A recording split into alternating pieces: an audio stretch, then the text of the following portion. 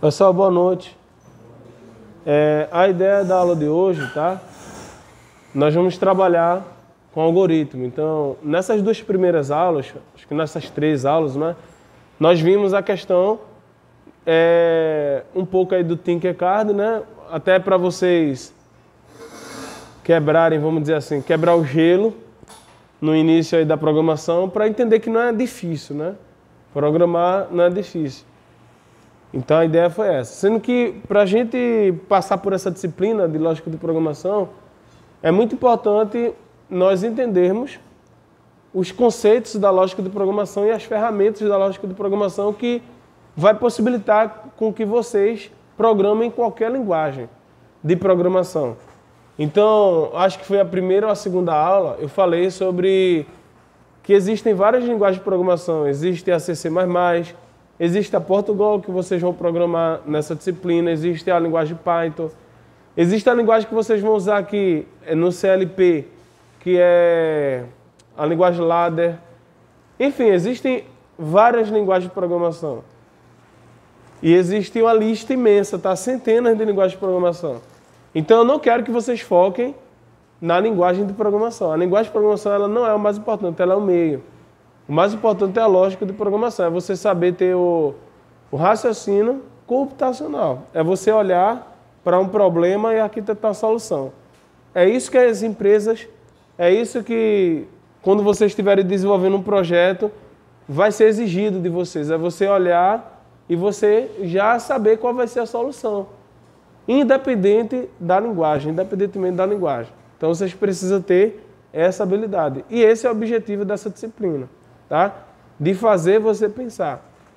E o primeiro assunto, que é de suma importância para iniciarmos na lógica de programação, se chama algoritmo. Alguém aqui já ouviu falar de algoritmo? O que é algoritmo? Uma sequência de passos, uma receita de bolo.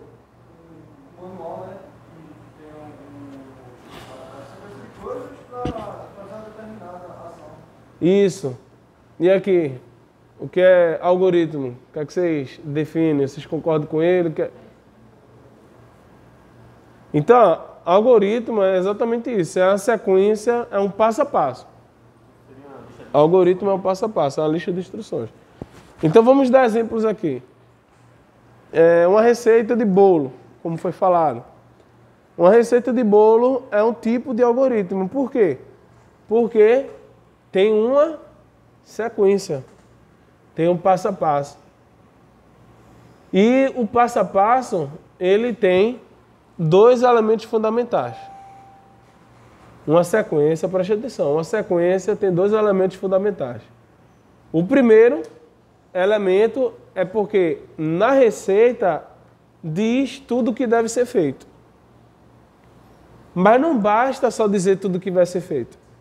É necessário que a sequência seja respeitada. Vamos dar exemplo do bolo. Não adianta colocar, colocar no forno antes de misturar os elementos. Então eu preciso primeiro pegar os ingredientes, misturar e depois colocar no forno. Então não adianta eu pegar os ingredientes do jeito que estão, jogar no forno e depois tirar do forno e misturar. Não.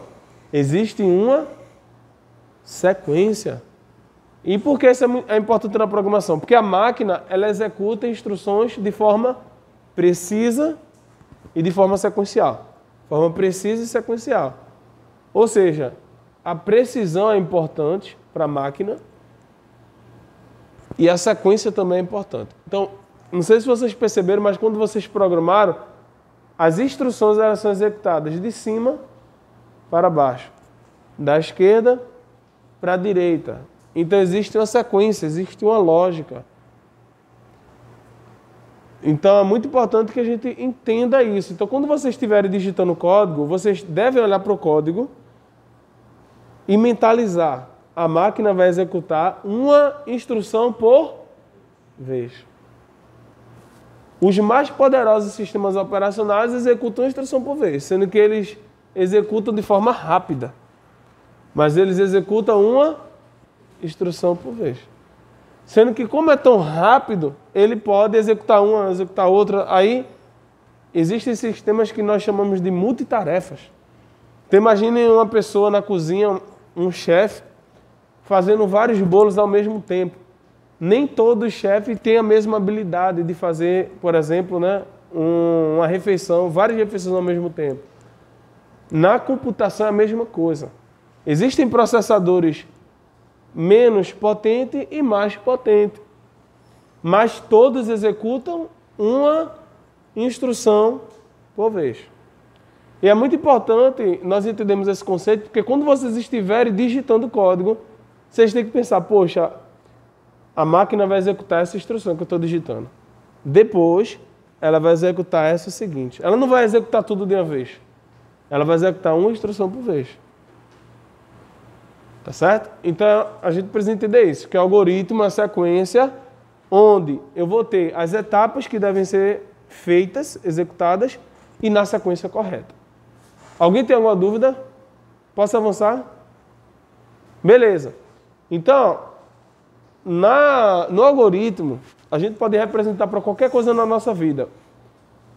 Como foi falado, uma receita de bolo, um procedimento. Quem aqui trabalha em alguma empresa? Levanta a mão aí, quem trabalha em alguma empresa? Aqui, na empresa de vocês, devem ter procedimentos. Procedimentos que nós chamamos de procedimentos executivos. E no procedimento tem o que? A sequência, tem um passo a passo. Né? Então, por exemplo, diz uma atividade que você faz lá na sua empresa. Marta, diz aí uma atividade. Reparo de componentes. Não tem uma sequência? Um procedimento, tem um manual? Quando chegam os aparelhos, eles vão para o setor de desmonte e higienização. Depois saem de lá para o pessoal de teste, depois do teste vai para o laboratório. Eles desmontam da rua. Recolhe da rua. Recolhe da rua. Leva para lá. Tem outra turma que recebe, higieniza. Depois passa para o teste. Porque se estiver funcionando, eles não vão para a gente. Se não estiver funcionando, ele vai para o nosso. Então, vê que interessante, preste atenção. Só ela falando aqui eu já vi vários conceitos de programação. Vamos lá. Então tem uma equipe que vai para a rua. Essa equipe vai para a rua, pega o equipamento, faz a higienização. Outra equipe faz a higienização e aí vai fazer o teste. Então imagine que a primeira etapa... Isso. Imagine que a primeira etapa é retirar o equipamento da rua. O equipamento defeituoso, na verdade, né? Qualquer um, tá tirando tudo. Então, ó, retirar o equipamento da rua. Segundo passo. Vamos lá, segundo passo. Higienização. Depois teste. Bancada de teste.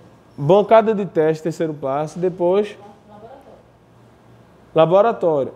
Mas sendo que o teste, você disse que se tiver bom, faz uma coisa e se tiver ruim, faz outra, não é? Se tiver bom, não vai para o laboratório. Aí vai para onde? Para a rua. Vai para a rua. Aí fecha, monta de novo, né? Ele vai aberto, entreaberto. Monta e encaixado para falar. Então, testa. Se tiver bom, vai para a rua. Então, dependendo do resultado do teste, você tem uma ação ou outra. Ó, preste atenção, veja. Dependendo do teste, você tem uma ação ou outra. Não sei se nesse procedimento todo você pensou em lógica de programação, mas a lógica de programação está aí, porque ela fez o teste.